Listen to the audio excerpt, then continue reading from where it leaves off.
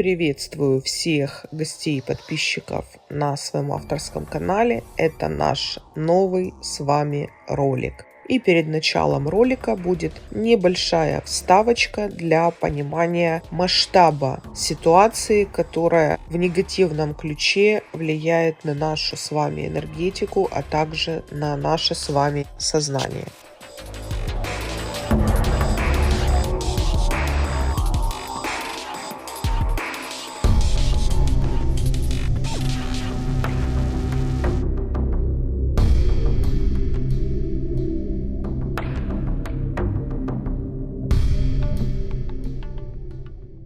Звуковые вибрации как метод очищения сознания и выхода на другой уровень магической практики. Задумайтесь, почему массово уничтожались колокола, чем они так мешали и кому. И хочу заметить, что колокола не имеют первоначально никакого отношения к религии и церквям. На самом деле это мощный инструмент для борьбы с энергоинформационными паразитами, а также очищением сознания. Сюда мы можем добавить и бубны, и барабаны, и орган, который сейчас практически нигде не услышишь.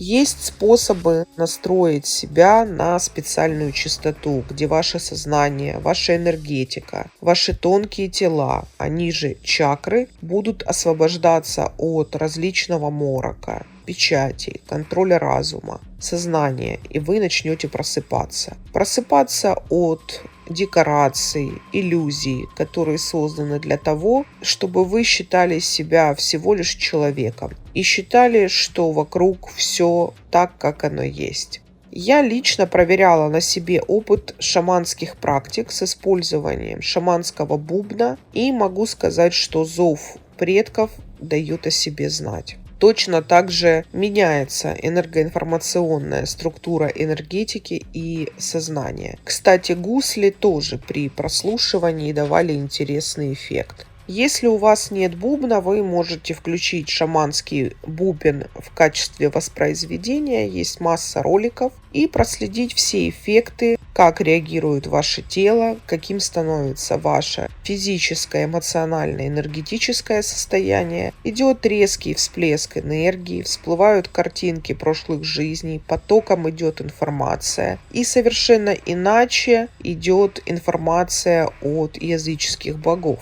На постоянной основе, если вы будете это практиковать, спадают замки и печати, которые будут просто уничтожаться. То есть это те печати, которые ограничивают наш разум и сознание. Вот почему массовый резонанс колоколов мешал архитекторам Матрицы, захватчикам Мидгарда. Мидгард — это название нашей Земли в истинной форме звуковой. По этой причине, когда я вижу восторг у людей, когда Илон Маск продвигает чип в мозг под названием нейролинк и прочие вшитые в тело элементы, технологические примочки, то я осознаю, что это начало конца. Истинная божественная природа в нас все равно побеждает технократию на уровне развития магической силы, огромной волны пробуждений среди практикующих людей. И по этой причине товарищам, кто стоит за ним, и ему как исполнителю нужно массово блокировать мозг, плюс сознание напрямую для контроля, плюс увеличивать количество излучателей на мозг. Это всякие вышечки, антенны, которые сейчас понапичканы буквально на каждой крыше.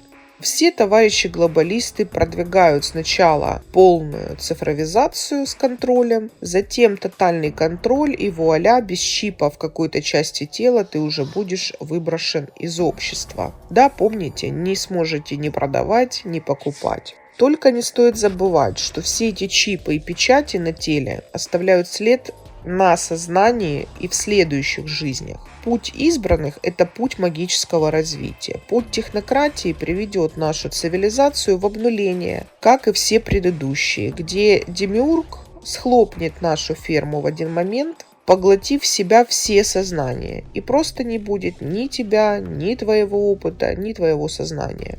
Вспомните, сколько голливудских фильмов было снято не так давно, где машины уничтожали человечество по доброй воле, согласию самого человечества. Поэтому нам и подают эти технологии как благо, где уже нет свободы личности, никакой индивидуальности, где нам это все преподносят под соусом глобализация для защиты самого человечества от человечества. Очень смешно.